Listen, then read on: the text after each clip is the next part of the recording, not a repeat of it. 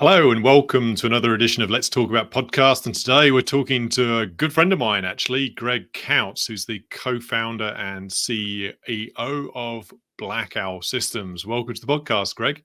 Thank you, John. Pleased to be here. Yeah, good stuff. Yeah, so I was really looking forward to this conversation because we've known each other many years and seen your journey creating Black Owl. So maybe let's start with telling us a bit about Black Owl, what it does. So what Black Owl offers is finance leaders in accounting and as well as CPAs, a solution to help streamline the processes and the compliance around lease accounting. And in the United States, it'd be for ASC 842 and the rest of the world, IFRS 16. Perfect. So lease accounting, and specifically it's a SaaS solution, right? It is a SaaS, cloud-based SaaS solution. Yeah, so SaaS, for anyone who doesn't know, the software as a service. So yeah, a real, you could call yourself a tech startup, yes? Yes, we're definitely a tech startup, yes. Okay, perfect. So let's talk about that. Let's understand the journey and what you went through.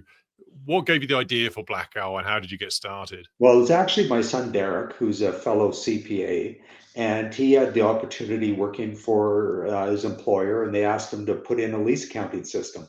It should only be a couple months. Well, after a year journey working with this system, where it took hours to run journal entries, reports weren't accurate. It was taking people were frustrated with the system. He said he could build a better one. And he was always that, he was leaning more towards the technology side of his career. And so, long story short, after we did some market assessments, we did some prototypes that we built, shopped it around, and here we are today. Okay, perfect. So it started with and your son is a co-founder of the Black Owl as well, right? Yes, he is. Awesome. There you go. Keeping it in the family. Love that. So you had that. Derek had that opportunity to create lease accounting and effectively said we can do it better ourselves, right? Yes. Yeah, definitely. With our market analysis, we saw a lot of things that the other systems on the market couldn't do. And so we spent a lot of work designing it from the ground up to accomplish this. And it was a lot through technology and database design and technology. Awesome. So talk me through those early stages. So you've got the idea, you're excited, really want to build this out. So when you start the business, what is the first things you work on? Well, the first things you work on is you've got to have a solid product. As you could have a prototype, but being a fintech or accounting software, what's so critical is having accuracy and reliability. It's got to be right. So you're investing a lot in the development team, in QA, making sure what you're building is accurate. It's great to have customers, but what's more important is have a system that customers want and trust. Yes. So getting that quality right takes time, investment, efforts, and obviously getting some developers involved as well. So how did you fund the project when you started? We originally bootstrapped Yeah. the project. We had our, I was still doing consulting as well at the time, but initial bootstrap. Then we got a couple angel investors, and then we as we started growing and getting interest, we've got funding from the provincial and federal governments. Awesome. Oh, that's cool. And then, so you've built the products, you got it. And then, so talk about the early days about when you went to market, when you started getting out there for sales. Well, that as everyone knows, we've been around for over 3 years now, and we were started at COVID, so it was very difficult. We were doing things like video meetings, like we are now, but it was new to a lot of people. So people were out of their comfort box, and a lot of companies were hesitant to do any changes. They were worried more about the viability of their businesses and the health and safety of their staff, and having new accounting software was lower on their priority. So it was a different market, and what's probably the best lesson learned during that point of time was there was no roadmap for it because nobody's gone through this COVID. So we're trial and error, experimenting, meeting new customers, various different ways. So lots of challenges at the start during this time period. Yeah, for sure. So, and the thing is, when I've talked to other SaaS vendors and talking about startups, I always go back to the Reid Hoffman of LinkedIn quote around, if your product's not embarrassing, it's not, you haven't put it out to market quick enough. But Yeah. I'm curious your views on that as well, because you're dealing with corporates, enterprise, accountants who are very, the accuracy has to be there. So Yeah. you can't put out a product that isn't embarrassing. So talk me Right. through that, the point where you said, "Yep, we have to stop development and just get out there," versus waiting to get it 100% right. Well, a lot of things is, what we're, part of our solution replaces spreadsheets. Mm, That's the, I'm not going to say the easy part, but the core to the system is you're replacing what people are doing in spreadsheets. And then you're building onto it. You're adding more functionalities. You're adding more features like our multi-currency. That was something we mm. added later. It wasn't day one. Multi-standards, again, day two type of thing. So we kept building on, but we had that foundation of that core product first, and then we built on the core features that made us special. Awesome. So then, what would it feel like getting it out when you're first doing your first demos? The first time you're in front of real people. It's exciting and scary. It's you're thinking, okay, we're rolling the dice. Is this going to take? Do they like what we've built? And you're always thinking, well, everyone says, oh, it's really like your system. They're being polite. But when you first start getting those Right. first few customers and starts growing, then okay, we did do something right. Yeah, getting feedback is really, really important. I like you said, I find that with my own business as well. Is when you ask, if people like it, they say yes, and would they buy this? Maybe, and then you have to really get into, okay, how much would you pay, and how is it going to get into your business? It's the art of asking questions to really understand what the feedback is. Right. Yeah. And then, so as you got funding, you got the VCs coming in, plus the governments. And I think you go through plug and play as well? There was an accelerator program. We went through a accelerator program through Alberta Innovates called Growth. Right. Yeah. Yeah. Yeah. So along the journey, you've had coaches and mentors, and I'm a Yes. big fan of, surrounding your average of your five and coaches and mentors to help boost you in terms of, hopefully avoiding some of the pitfalls that others have gone through. So how have mentors and coaches and advisors influenced your growth? Tremendous. A lot of, but as I said earlier, a lot of things had changed during COVID. So a lot of what people were using before 2019 had changed. Hmm. So, buying habits. So during this period of time, a lot of people started reaching out with digital marketing. So all of a sudden, everyone was using emails before. They weren't traveling and doing demos anymore. They're doing Hmm. virtual demos. They're bombarding people with phone calls and emails, social media through LinkedIn. So, people were getting bombarded on the receiving end of people reaching out. So again, it's, working with the right messaging, trying to find the people in your ideal customer profile who would Hmm. be looking for the solution at the right time. So a lot of work, and that from the coaches and mentors I had, they really helped us focus on that. Right. And you established a board, is that right? Yes. Yeah, but so what stage do you, because that's a big deal, when you have to bring in and presumably pay or at least reward, compensate, senior people to help with your business. So at what point did you decide that board is needed, and how did you go about forming that board? For us, it was just a requirement of the angels coming in. Hmm. So it was, we had a quasi board before, sort of, the leadership team, the company. And then once you start getting in outside investors, then you start doing requirements for board of directors. Okay. And how's that worked out so far?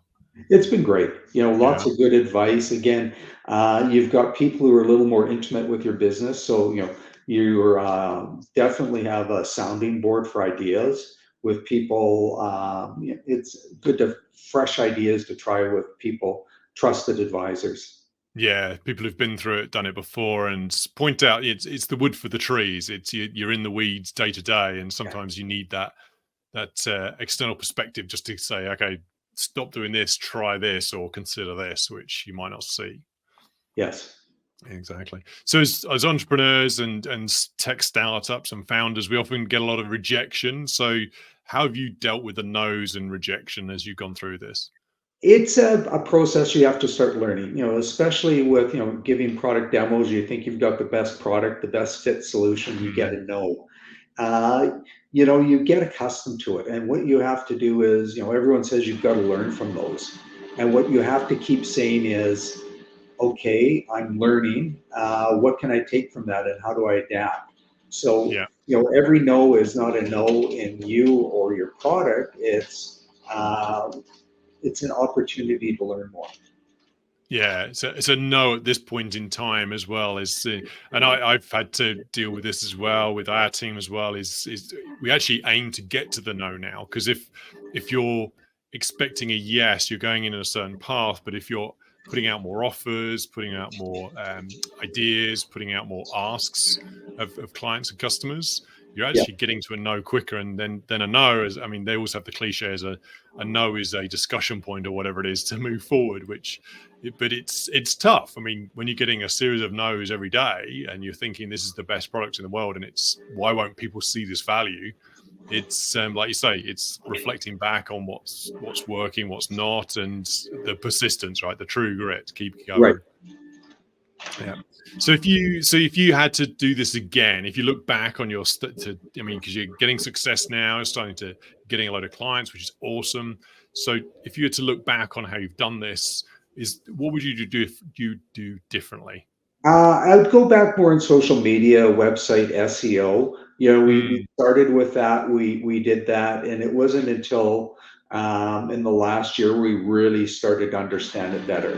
We were, a lot of people were thinking that wasn't a driver as much as it mm, is, and that was probably the thing. If I could go back, I would have done that more. I would have leveraged LinkedIn a lot more.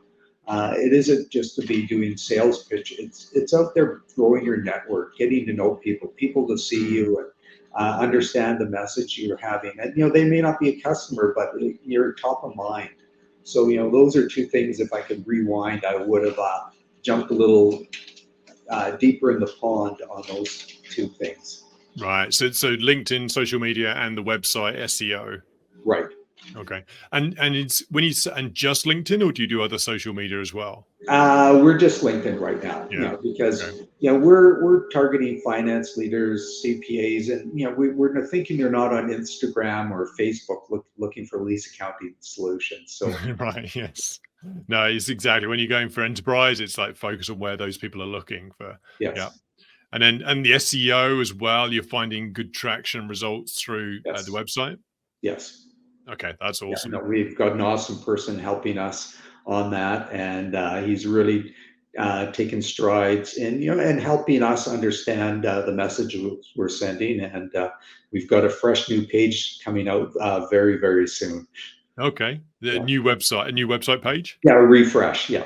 Oh, perfect, awesome. Yeah, and that's the thing is keep evolving, because one of my mentors always told me is that the thing you start with is not the thing you'll finish with. Just start, and then Right. it'll evolve as you go through that. Yeah. And a lot of it's been adjusted from client feedback, demos we've had, feedback, what's important to people. Mm, And, we want them to answer some of those questions when they hit us. That's our business card. And so, right. we want them to feel comfortable that we understand the challenges that they have. Right. And we've talked a lot around the business, your growth and the success you're having. But what about the clients? So what difference or impact or success are you having with your clients? What we're seeing is a lot more, we're freeing up time. Number one, Mm, we're making the process easier for generating the journal entries required to go into their accounting system, and then creating those disclosure reports. And the side benefit, which we hope for, is they're getting a better understanding of their lease portfolio so they can make better management decisions. Where mm. before, when they're managing them in some other systems or spreadsheets, they just didn't have that capability. They were just there for basic compliance. Where now, once the information's easier to manage, they have more time for analysis of that information. Okay, so then like say freeing up that time to spend on the analysis, which can then make more strategic decisions for the company and presumably to start identifying ways to save money or grow the company. Yes, yeah, Hmm. definitely. Okay, that's brilliant. I love to hear that, because that's what it's all about. At the end of the day, we want to get out of these spreadsheets and the transactional day-to-day work. It's the number one thing I hear about accountants is how do we stop this number crunching? And there's also the talk of AI coming in and replacing them, and accountants and the finance industry. So this is a great way to free up the time and be more strategic. Yeah, the biggest wins are, the month-end close process. We're taking away hours or days from people and allowing them to work on other parts of the accounting process as well. It's all part of, the finance transformation stuff that we've worked on together before, John. Yeah, in our past lives. And, so it's just another component to that. And it's you save some time and effort, and it allows you to go redeploy that into more value-added tasks. Okay, that's brilliant. Love it. And so what's next for Black Owl? Where are you going? What's your roadmap? What's on the horizon? Yeah, so we've got a few more features coming out. I'm not going to say what they are, but there's a reason we're not called Black Owl Lease Accounting. It is Black Owl Systems. Right. And we've got we're focused on the office of the CFO with complex accounting challenges. So we've got a few other things on the roadmap that are going to fall into helping that accountants around the world solve some complexities that they've been dealing with, whether with lack of functionality in their ERP systems, or they've had to go offline with spreadsheets to manage that. Okay, so exciting things to come by the sounds of it. That's awesome. Yeah, love that. So then I always like to, just as we wrap up here, I always like to ask the question around, instead of what keeps you up at night, because that's a bit of a cliche question, I'd like to flip it to what gets you excited, or more specifically, what gets you up in the morning? That's a really good question. I like that. What gets me up in the morning is it's seeing who I can meet again. Number one is I've been meeting a lot of fascinating people from across the world. People I would have never had a chance to if I continued doing the consulting I was doing before. So it's who am I going to meet, and what am I going to learn from them, and will I be able to see some excitement where we can give them a hope of streamlining something for them? Right, exactly. And like you say, ultimately freeing up time for not only their current jobs, but maybe spend more time with family or more time with their friends. It's or whatever their passion is, that is sometimes about work, but not always. Yes. Exactly. Well, this has been awesome. I love the journey. We'll have to catch up again in perhaps a few months' time, see how the success and the new options are coming out on the Black Owl systems. But in the meantime, how can the viewers in the audience find out more about Black Owl? There's a few options, as I mentioned, the website, so blackowlsystems.com. There's lots of links, so a way to communicate with us, or you can reach out directly to me through LinkedIn and find me, send me a note. My email's there, and you can DM me through LinkedIn as well. Awesome. Okay, that's great. We'll certainly be checking that out. So, well, thanks for your time, Greg. This has been really good. I'll looking forward to sharing this with the audience, and we'll chat again soon. Thank you very much, John. Have a great day. All right. Yeah, you too. Thanks, Greg. Thanks for listening to the Let's Talk About It podcast, brought to you by WeDeliverYourVision.com, the go-to place for delivering your vision and getting traction fast.